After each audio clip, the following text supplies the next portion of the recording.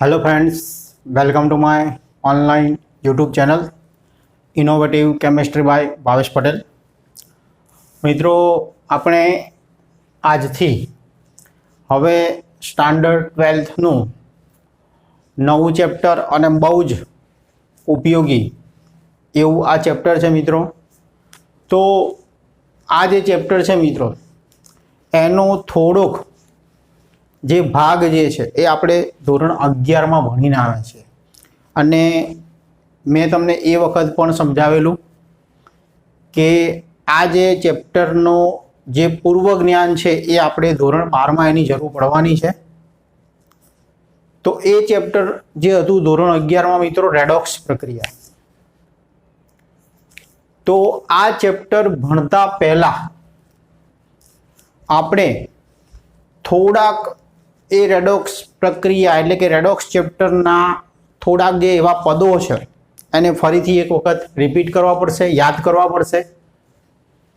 તો ચાલો આપણે આજે ચેપ્ટર 3 જે છે આપણું સ્ટાન્ડર્ડ 12થનું વિદ્યુત રસાયણ એના માટે થોડુંક પૂર્વ જ્ઞાન આપણે ધોરણ 11માંથી ચકાસી લઈએ। તો જે પૂર્વ જ્ઞાનની માહિતી છે મિત્રો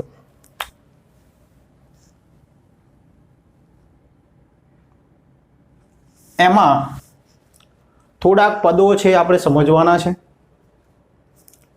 તો એમાં એક છે પહેલું જ જે તમે શબ્દ સાંભળેલો હશે ઓક્સિડેશન।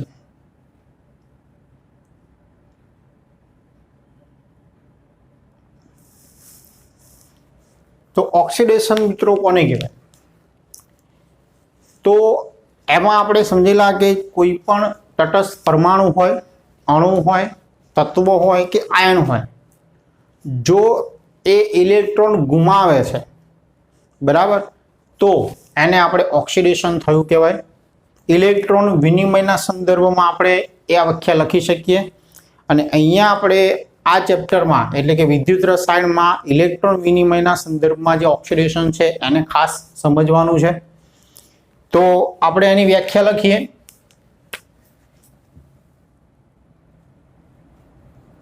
જે રાસાયણિક પ્રક્રિયામાં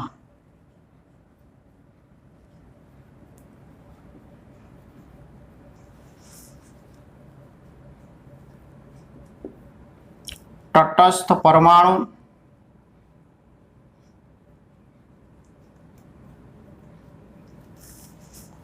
અણુ તત્વ કે આયન પણ હોઈ શકે મિત્રો બરાબર। જે રાસાયણિક પ્રક્રિયામાં તટસ્થ પરમાણુ અણુ તત્વ કે આયન ઇલેક્ટ્રોન ગુમાવે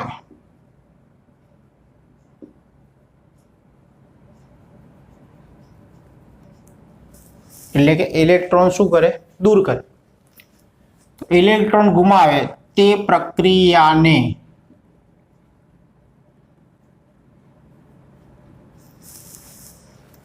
ઓક્સિડેશન પ્રક્રિયા કહેવાય।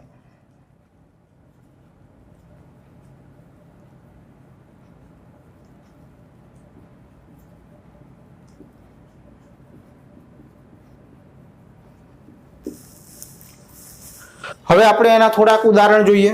તો ધારો કે કોઈ એક સોડિયમ પરમાણુ છે મિત્રો, તો સોડિયમ પરમાણુ છે એ સોલિડ સ્વરૂપમાં છે।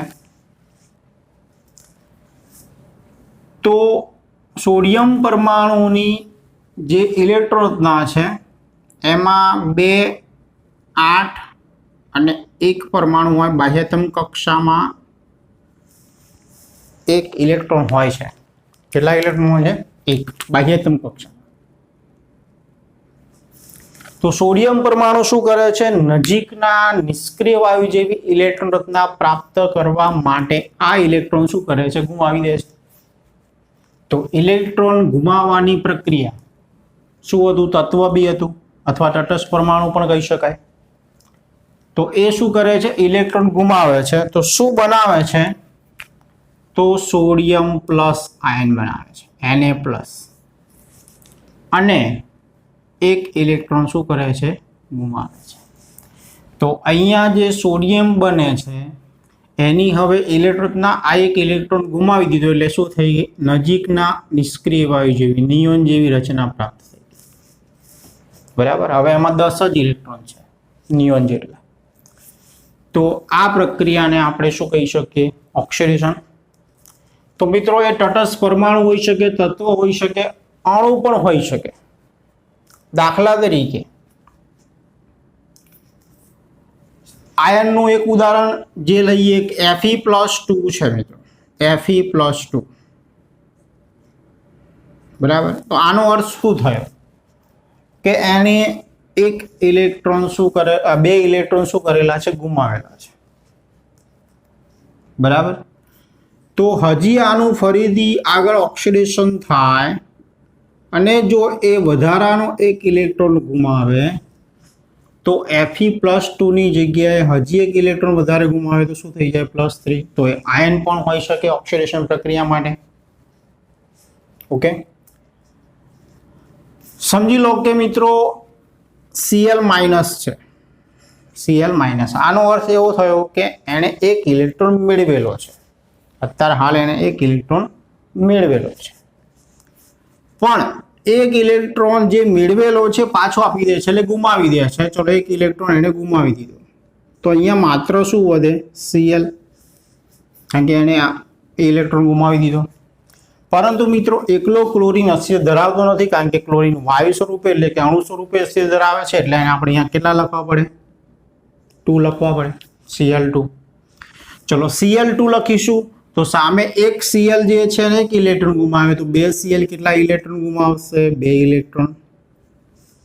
તો પછી અહીંયા સામે અહીંયા ક્લોરીન પણ કેટલા આયન હશે મિત્રો?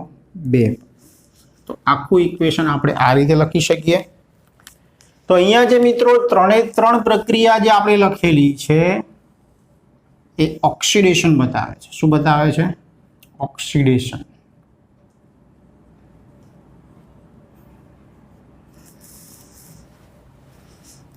ઇલેક્ટ્રોન ગુમાવવાની પ્રક્રિયા. ચલો હવે બીજું પદ સમજીએ. એમાં તો છે રિડક્શન.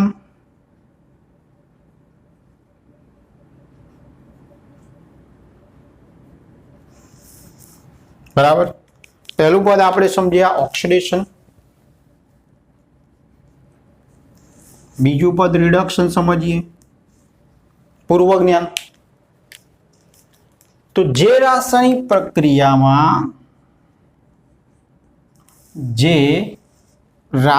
પ્રક્રિયામાં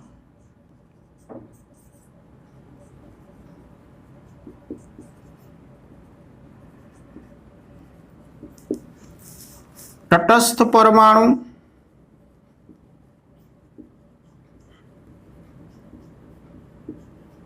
અણુ તત્વ કે આયન ઇલેક્ટ્રોન સ્વીકારે છે. શું કરે છે? ઇલેક્ટ્રોન સ્વીકારે છે.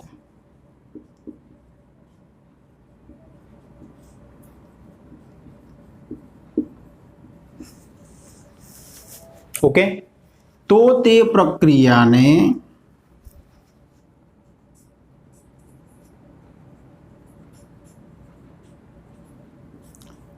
કઈ પ્રક્રિયા કહેવાય? રિડક્શન પ્રક્રિયા કહેવાય.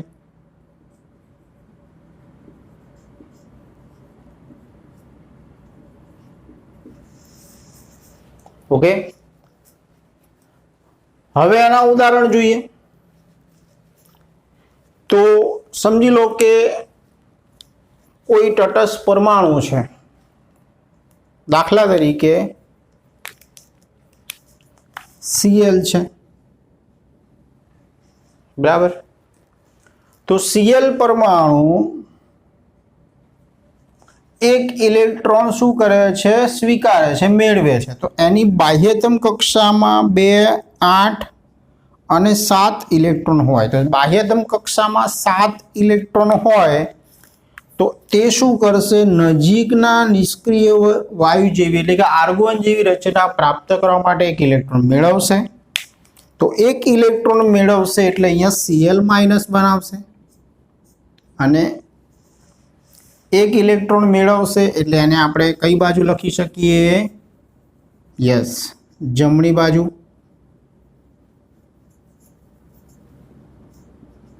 Cl પ્લસ એક ઇલેક્ટ્રોન મેળવે છે. પણ હવે મિત્રો તમને વાત કરી પ્રમાણે કે Cl જે છે એ અણુ સ્વરૂપે ધરાવે છે વાયુ સ્વરૂપમાં. તો અહીંયા આપણે શું લખી શકીએ? Cl2 તો અહીંયા 2 ઇલેક્ટ્રોન તો અહીંયા 2Cl- આવશે. આ જ રીતે ઓક્સિજનની વાત થાય તો જે ઓક્સિજન છે મિત્રો એ O2 સ્વરૂપે છે. તો એક ઓક્સિજન 2 ઇલેક્ટ્રોન મેળવે કારણ કે એની બાહ્યતમ કક્ષામાં એક ઓક્સિજન પરમાણુ હોય તો એમાં 2 અને 6 હોય, બરાબર. તો એ ઇલેક્ટ્રોન મેળવશે, કેટલા ઇલેક્ટ્રોન મેળવશે? અષ્ટક રચના પ્રાપ્ત કરવા માટે 2 ઇલેક્ટ્રોન. તો એક ઓક્સિજન 2 ઇલેક્ટ્રોન મેળવે તો 2 ઓક્સિજન 4 ઇલેક્ટ્રોન મેળવે તો 4 ઇલેક્ટ્રોન મેળવશે. તો અહીંયા 2O-2 બનાવશે, બરાબર. કારણ કે ઓક્સિજન કેટલા છે? 2 છે એટલે એનો વીજભાર 4 થવો જોઈએ, -4 2 ઓક્સિજનનો. તો આ બંને પ્રક્રિયા જે આપણે લખી છે મિત્રો એ કઈ પ્રક્રિયા બતાવે છે? રિડક્શન.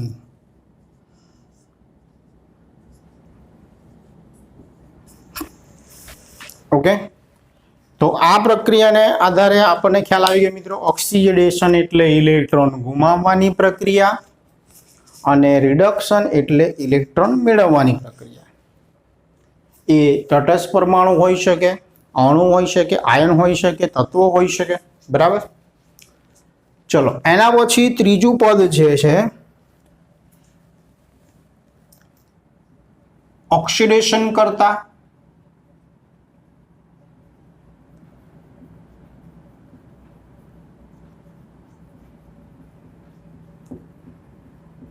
તો આ પણ શબ્દ આપણે સમજ્યા હતા કે ઓક્સિડેશન કરતા કોને કહેવાય? તો આપણે એવું કીધું હતું કે જેનું રિડક્શન થતું હોય એ ઓક્સિડેશન કરતા તરીકે વર્તે. એટલે કે જે તટસ્થ પરમાણુ, અણુ, આયન કે તત્વ જે પણ હોય એનું શું થતું હોય? રિડક્શન. તો એ શેના તરીકે વર્તે? ઓક્સિડેશન કરતા તરીકે. તો આપણે વ્યાખ્યા આ રીતે લખી શકીએ કે જે તટસ્થ પરમાણુ,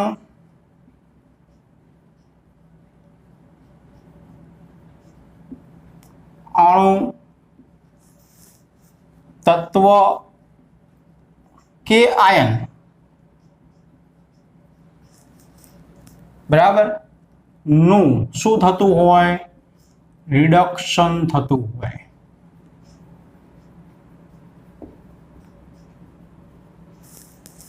બરાબર. જે તટસ્થ પરમાણુ, અણુ, તત્વ કે આયનનું રિડક્શન થતું હોય તેને ઓક્સિડેશન કરતા તરીકે ઓળખી શકાય, એટલે કે ઓક્સિડેશન કરતા કહેવાય.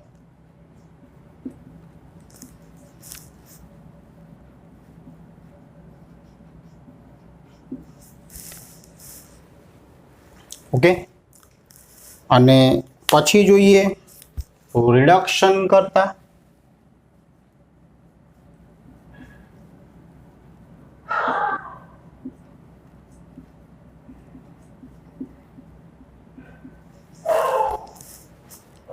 તો રિડક્શન કરતા કોને કહેવાશે? તો જે તટસ્થ પરમાણુ, અણુ, તત્વ કે આયનનું ઓક્સિડેશન થતું હોય, બરાબર. ટૂંકમાં આપણે એવું યાદ રાખી શકીએ કે જેનું રિડક્શન થતું હોય ઓક્સિડેશન કરતા અને જેનું ઓક્સિડેશન થતું હોય રિડક્શન કરતા. તો જે તટસ્થ પરમાણુ,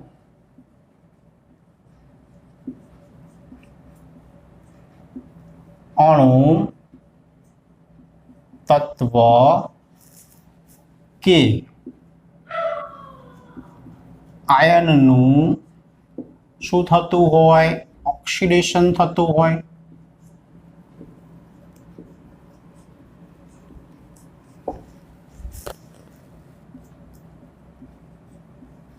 તેને શું કહેવાય? રિડક્શન કરતા.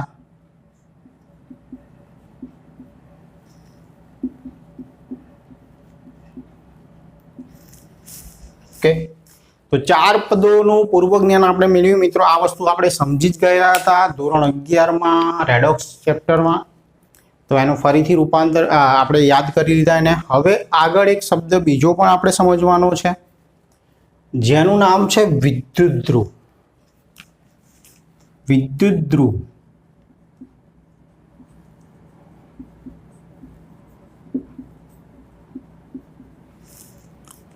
તો મિત્રો વિદ્યુત ધ્રુવ શું છે અને આને આપણે કઈ રીતે સમજી શકીએ? તો મિત્રો જે પણ સેલ હોય, બરાબર, કોષ જેને આપણે કહીએ છીએ, એ એમાંથી જ્યારે વિદ્યુત આપતો હોય તો એ જ્યારે વિદ્યુત આપતો હોય તો એની અંદર બે ધ્રુવ રહેલા હોય છે, એક પ્લસ અને એક માઇનસ. તો જે ધન ધ્રુવ અને જે ઋણ ધ્રુવ તરીકે જે ધ્રુવ પસંદ કરવામાં આવે છે એ ધાતુ હોઈ શકે, એ કોઈ નિષ્ક્રિય ધાતુ હોઈ શકે અથવા તો વાયુ પણ હોઈ શકે છે. તો આપણે આની વ્યાખ્યા આ રીતે આપી શકીએ કે વિદ્યુત વિભાજ્ય દ્રાવણમાં ડૂબાડેલી ધાતુની પટ્ટી કે નિષ્ક્રિય ધાતુનો સળિયો કે વાયુ વિદ્યુત, બરાબર, એને આપણે શું કહી શકીએ? વિદ્યુત ધ્રુવ તરીકે ઓળખીએ છીએ. તો વ્યાખ્યા લખીએ. વિદ્યુત વિભાજ્ય દ્રાવણમાં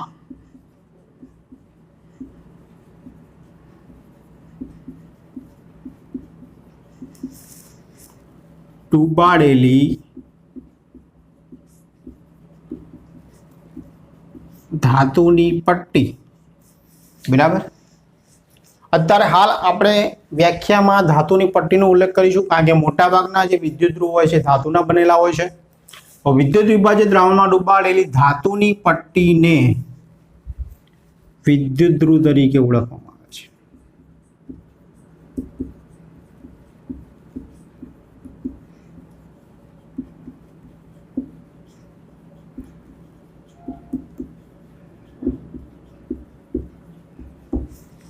ઓકે, હવે વિદ્યુત ધ્રુવમાં મેં તમને કીધું કે મિત્રો એક ધન ધ્રુવ હોય છે અને એક ઋણ ધ્રુવ હોય છે. તો એની ઉપરથી આપણે બે શબ્દો સમજવાના છે વિદ્યુત ધ્રુવમાં, એનોડ અને કેથોડ, જે તમે નામ સાંભળેલા હશે.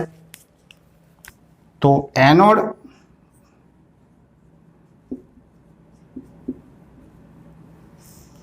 બરાબર અને કેથોડ.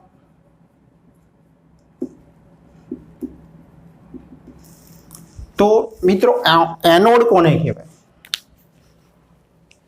તો જે વિદ્યુત ધ્રુવ પર ઓક્સિડેશનની પ્રક્રિયા થતી હોય. શેની પ્રક્રિયા થતી હોય? ઓક્સિડેશન. એને આપણે એનોડ વિદ્યુત ધ્રુવ તરીકે ઓળખીએ છીએ. તો એની વ્યાખ્યા લખીએ. જે વિદ્યુત ધ્રુવ પર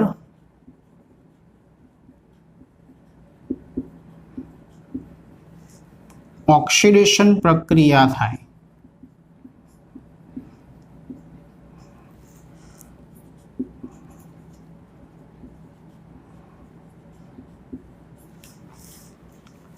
તેને એનોડ તરીકે ઓળખાય છે, એટલે કે એનોડ કહેવાય છે. અને કેથોડ કોને કહેવાય?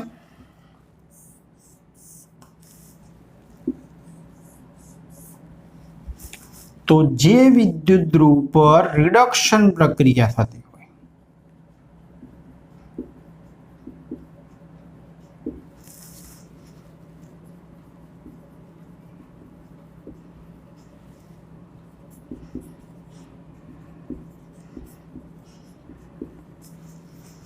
જે વિદ્યુત ધ્રુવ પર રિડક્શન પ્રક્રિયા થાય તેને શું કહેવાય? કેથોડ કહેવાય. હવે મિત્રો આ જે વિદ્યુત ધ્રુવ હોય છે એનોડ અને કેથોડ, એમાં એની સાઇન હોય છે, એટલે કે એની સંજ્ઞા ઋણ અને ધન હોય છે. એ કઈ રીતે નક્કી થાય છે? તો મિત્રો, જે આપણે આ ચેપ્ટરમાં જે સેલ ભણવાના છે કોષ, એ બે પ્રકારના કોષ છે. એક વિદ્યુત રાસાયણિક કોષ છે અને એક વિદ્યુત વિભાજન કોષ પણ આ ચેપ્ટરમાં આપણે સમજવાનું છે. તો બંને કોષમાં એનોડ અને કેથોડની સંજ્ઞાઓ અલગ અલગ આવે છે, બરાબર. પણ એ માહિતી મિત્રો આપણે વિદ્યુત રાસાયણિક કોષ અને વિદ્યુત વિભાજન કોષ સમજીશું ત્યારે તમને હું આપી દઈશ, બરાબર. આના પછી આપણે હવે ક્યાં જવાનું છે? તો આપણા ચેપ્ટરની શરૂઆતની પ્રસ્તાવના ઉપર જવાનું છે. આજે આપણે બધું ભણ્યા મિત્રો, બરાબર. એ ધોરણ 11માં જે રેડોક્સ પ્રક્રિયા જે છે એના રિલેટેડ જે પણ માહિતી આપણે મેળવવી જરૂરી હતી એની આ માહિતી આપણે મેળવી છે, બરાબર. તો આ જે છે એક વખત તમે ધોરણ 11માં જે બુક છે અથવા તો જે આપણે સમજાવ્યું હતું એ પ્રમાણે તમે એને યાદ કરી લેશો. હવે આપણે નેક્સ્ટ આ ચેપ્ટરની શરૂઆત જે પ્રસ્તાવના તરફ આગળ વધીએ. તો હવે મિત્રો આપણે વિદ્યુત રસાયણ ચેપ્ટરની પ્રસ્તાવના વિશે સમજીએ. તો પહેલું તો આપણને મિત્રો ચેપ્ટરના નામ પરથી જ ખ્યાલ આવશે કે વિદ્યુત રસાયણ, જેને અંગ્રેજીમાં મિત્રો ઇલેક્ટ્રોકેમિસ્ટ્રી કહેવામાં આવે છે. શું કહેવામાં આવે છે? ઇલેક્ટ્રોકેમિસ્ટ્રી.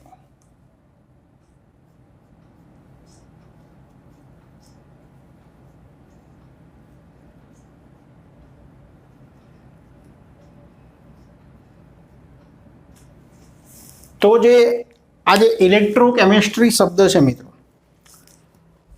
એ બે શબ્દોનો બનેલો છે. તમે જો, ઇલેક્ટ્રો અને કેમિસ્ટ્રી. પહેલું જોઈએ તો ઇલેક્ટ્રો એટલે કે ઇલેક્ટ્રિક. ઇલેક્ટ્રોન અર્થ શું થાય છે? ઇલેક્ટ્રિક, જેને આપણે વિદ્યુત કહીએ છીએ. શું કહીએ છીએ? વિદ્યુત, ઇલેક્ટ્રિક. અને બીજું છે કેમિસ્ટ્રી. બીજો શબ્દ છે કેમિસ્ટ્રી.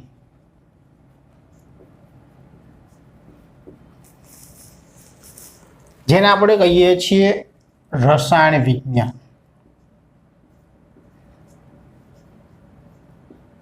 તો આને આપણે કમ્બાઈન કરી દઈએ તો એના ઉપરથી આપણને મળે વિદ્યુતીય રસાયણ વિજ્ઞાન, એટલે કે એને આપણે વિદ્યુત રસાયણ તરીકે ઓળખીએ છીએ. તો આ ચેપ્ટરમાં મિત્રો આપણે પહેલા તો શું ભણવાનું છે એની ચર્ચા કરી. તો આ ચેપ્ટરને મુખ્યત્વે 5 વિભાગમાં વહેંચેલું છે. પહેલું જોઈએ તો પહેલો જે વિભાગ છે મિત્રો,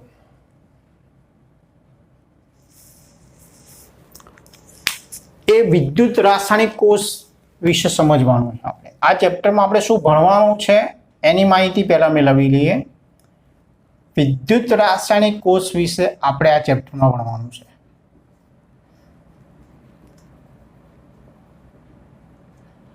બરાબર, એના દાખલા પણ આવશે. બીજી જે ટોપિક છે મિત્રો આ ચેપ્ટરનો, એ વિદ્યુત વિભાજન કોષ. જે મેં હમણાં છેલ્લે તમને કીધું કે આમાં આપણે બે પ્રકારના કોષ સમજવાના છે. એક વિદ્યુત રાસાયણિક કોષ અને બીજો છે વિદ્યુત વિભાજન કોષ. તો બીજો ટોપિક છે વિદ્યુત વિભાજન કોષ.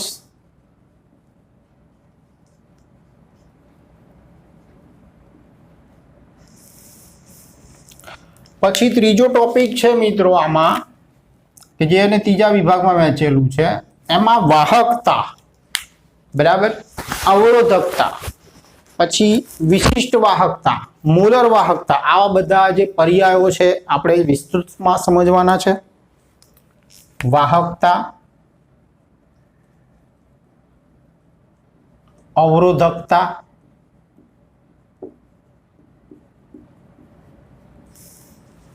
વિશિષ્ટ વાહકતા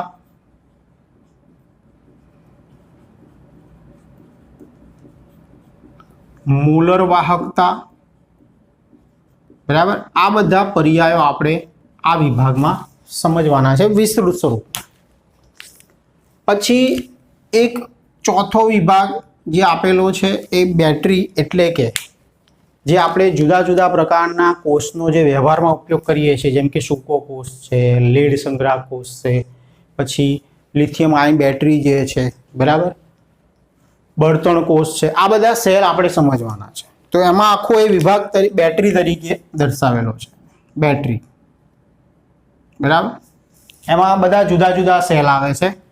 ઉદાહરણ તરીકે સૂકો કોષ છે, બરાબર, પછી એમાં સંગ્રાહક કોષ છે, લીડ સંગ્રાહક કોષ, બળતણ કોષ છે. ઓકે, આ પ્રકારના બધા સેલ એમાં સમજવાના છે. અને છેલ્લે એક નાનો ટોપિક આપેલો છે અને મહત્વનો, ક્ષારણ, બરાબર. તો ટૂંકમાં આખું ચેપ્ટર આ રીતે 5 વિભાગમાં વહેંચેલું છે. 5 વિભાગ જે છે આપણે આ ચેપ્ટરમાં વિસ્તૃત સ્વરૂપે સમજવાના છે. તો ચલો, આ થયું આપણે ચેપ્ટરમાં શું ભણવાનું છે. હવે શરૂઆત કરીએ તો પ્રસ્તાવના, વિદ્યુત રસાયણ કેમ જરૂરી છે.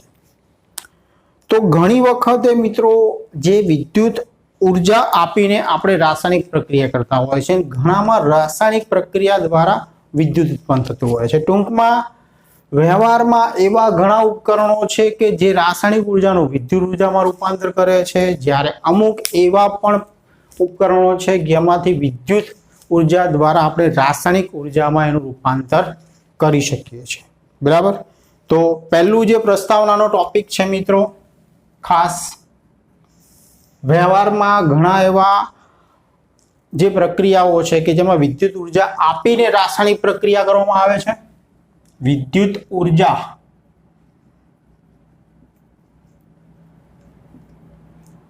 આપીને રાસાયણિક પ્રક્રિયા થાય.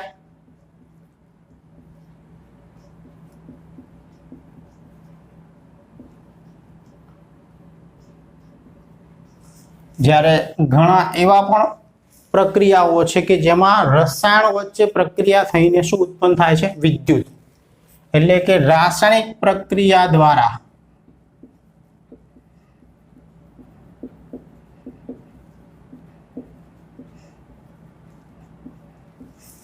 શું થાય છે, વિદ્યુત પ્રાપ્ત થાય છે, ઉત્પન્ન થાય છે. એટલે કે બંને પ્રકારની પ્રક્રિયાઓ વ્યવહારમાં આપણે સમજેલા છે. રાસાયણિક ઉર્જાનું વિદ્યુત ઉર્જામાં રૂપાંતર, વિદ્યુત ઉર્જાનું રાસાયણિક ઉર્જામાં. તો વિદ્યુત રસાયણમાં થતી આ જે પ્રક્રિયાઓ છે ખાસ વિદ્યુત નિર્માણમાં ઉપયોગી છે. એટલે કે અહીંયા જે રાસાયણિક પ્રક્રિયા દ્વારા આપણને શું મળે છે મિત્રો, વિદ્યુત, બરાબર. તો એનાથી ઘણા બધા વિદ્યુત શક્તિના નિર્માણમાં તે ઉપયોગી છે, બરાબર. વિદ્યુત રસાયણમાં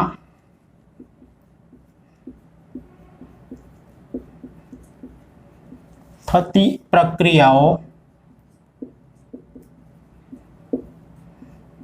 વિદ્યુત શક્તિના નિર્માણમાં ઉપયોગી છે. એટલે કે વિદ્યુતની બનાવટ માટે, બરાબર, વિદ્યુત શક્તિના નિર્માણમાં ઉપયોગી છે.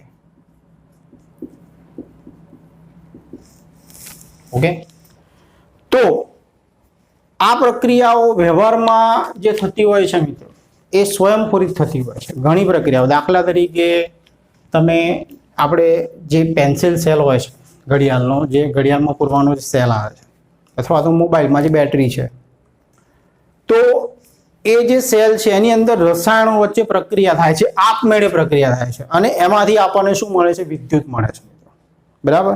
તો આ બધી જ પ્રક્રિયાઓ કેવી હોય છે, સ્વયંસ્ફુરિત હોય છે, બરાબર.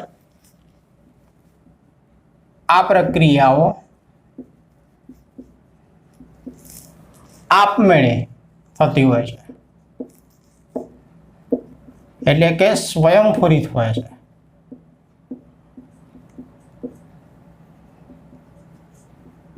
ઓકે, વ્યવહારમાં જે વિદ્યુત રસાયણમાં જે વિદ્યુત શક્તિના નિર્માણમાં જે પ્રક્રિયાઓ થાય છે બધી જ આપમેળે થતી હોય છે, બરાબર, કે જેમાં રસાયણો વચ્ચે પ્રક્રિયા થઈને શું ઉત્પન્ન થતું હોય છે? વિદ્યુત। દાખલા તરીકે એમાં આપણે કયા પ્રકારના ઉદાહરણ લઈ શકીએ? તો મેં તમને વાત કરી હતી બેટરી છે, એ બેટરીમાં સૂકો કોષ આવી જાય, બરાબર, બળતણ કોષ આવી જાય, લીડ સંગ્રાહક કોષ આવી જાય, બરાબર, નિકલ કેડમિયમ બી કોષ આવે છે, મર્ક્યુરી સેલ બી આવે છે, બરાબર। આ પ્રકારના ઘણા બધા કોષ છે, આપણે એમાં ઉદાહરણ સ્વરૂપે લખી શકીએ। તો આ બધી જે કોષ છે મિત્રો, એમાં જે પ્રક્રિયાઓ થતી હોય છે બધી જ આપમેળે થતી હોય છે। રસાયણો વચ્ચે અંદર ભરેલું હોય છે, રસાયણ જે છે એ એનોડ અને કેથોડ તરીકે વર્તે છે અને એની વચ્ચે ઓક્સિડેશન અને રિડક્શન એટલે કે રેડોક્સ પ્રક્રિયા થાય છે અને એમાંથી આપણને શું મળે છે? વિદ્યુત મળે છે। આ ઉપરાંત કેટલીક એવી પણ પ્રક્રિયાઓ હોય છે કે જેમાં મિત્રો વિદ્યુત ઉર્જા આપીને પણ રાસાયણિક પ્રક્રિયા થતી હોય છે, બરાબર, પણ એ પ્રક્રિયાઓ સ્વયંસ્ફુરિત હોતી નથી, બરાબર। કેટલીક પ્રક્રિયાઓ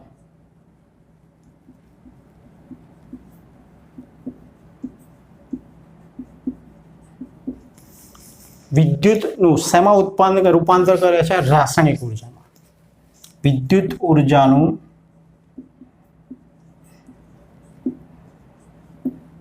રાસાયણિક ઉર્જામાં રૂપાંતર કરે છે।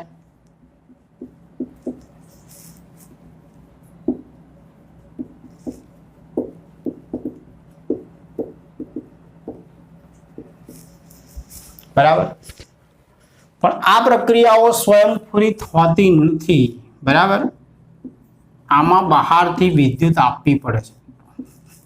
આ પ્રક્રિયાઓ સ્વયંસ્ફુરિત હોતી નથી, એટલે કે ટૂંકમાં એમાં બહારથી વિદ્યુત ઉર્જા આપવી પડે છે। દાખલા તરીકે ઇલેક્ટ્રોપ્લેટિંગ, તમે નામ સાંભળ્યું હશે, બરાબર, ઢોળ ચડાવવાની, વિદ્યુત ઢોળ ચડાવવાની પ્રક્રિયા,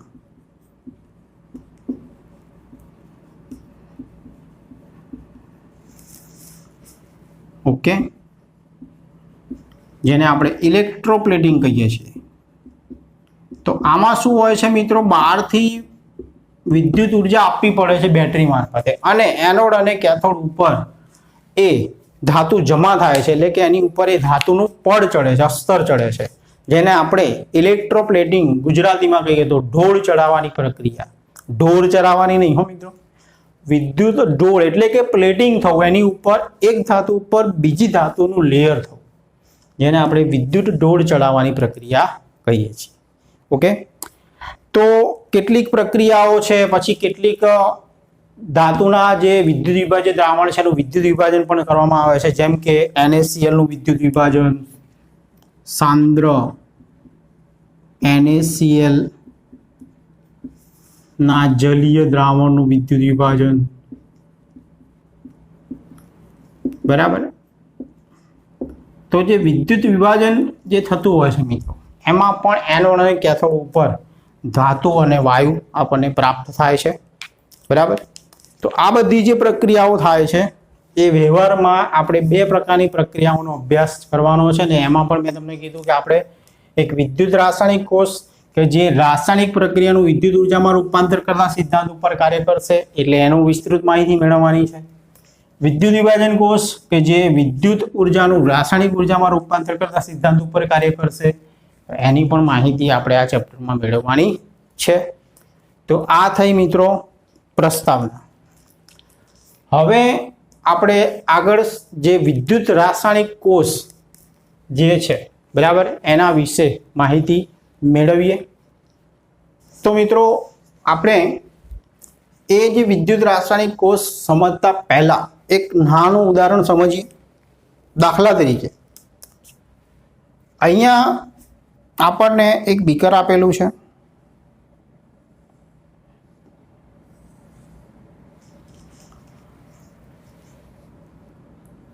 એ બીકરમાં કોપર સલ્ફેટનું જલીય દ્રાવણ ભરેલું છે.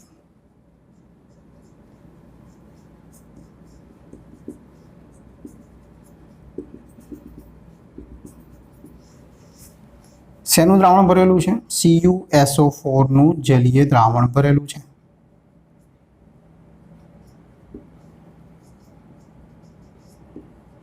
હવે આ બીકરની અંદર આપણે એક ધાતુની પટ્ટી જે વિદ્યુત ધ્રુવ તરીકે વર્તે છે, બરાબર, એ ડુબાડેલી છે.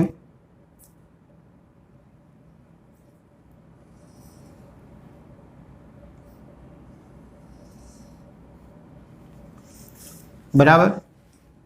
તો આ જે ધાતુની પટ્ટી છે એ ઝિંક ધાતુની પટ્ટી છે. ઝિંક ધાતુની પટ્ટી.